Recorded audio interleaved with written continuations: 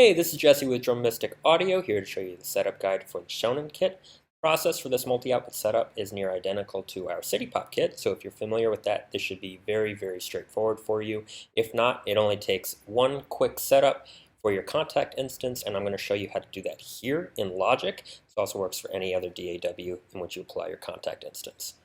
So for us, we're going to need contact 6 or later, and we're going to need multi-output mode 16 stereo, because we will need a total of 11 separate tracks for all the different instrument channels. Click Create, and there we have it. Before we open the Shonen Kit, we'll need to set up multi-output mode. So I'm going to select the outputs here. If you haven't done this before, you're only going to have stereo 1 and 2, and then you're going to have your auxiliaries over there. For our purposes, we need 11. So I'm going to click on this plus sign here. Scroll to 11. We are going to have each one in stereo. Start with stereo 1, and we'll do a sending output assignment. In this case, yes, I'll delete the ones I've already made, and I'm going to make it my default, and that way I never have to worry about making this again.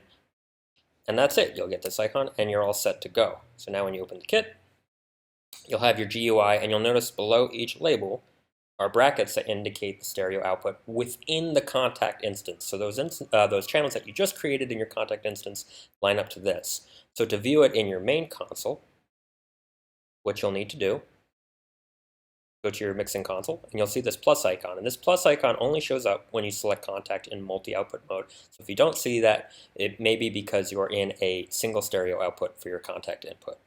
So we need 11, starting with this first one. So 1, 2, 3, 4, 5, 6, 7, 8, 9, 10, 11. And the order is as follows, and I can do it from memory. Kick, snare 1, snare 2, hi-hat, ride, tom 1, tom 2, tom 3, tom 4, your overhead control, which I'll just say OH, and your room control. Now you notice you don't see them in the main window here. To view those, simply shift-click, select Create Track. That way you have all of your channels now viewable in your main window. For any MIDI that you input into the kit, you'll need to input into channel 1, but the output will appear in each of the following channels. To add a further organizational effort to it, you can create a folder stack. At least in Logic Pro you can. Call it the Shonen Kit, and now you're set to rock. And by setting it up in multi-output, you can now view, not only you'll have each sound more readily available, but you can now insert whatever plugins you want onto the specific instrument samples. Have a lot more flexibility and customization. So I hope this helps. Thank you so much for purchasing the kit. If you have any questions, please leave them in the comments, and I will get to them as soon as I possibly can. But in the meantime, have fun, and I can't wait to hear all the amazing music that you all come up with.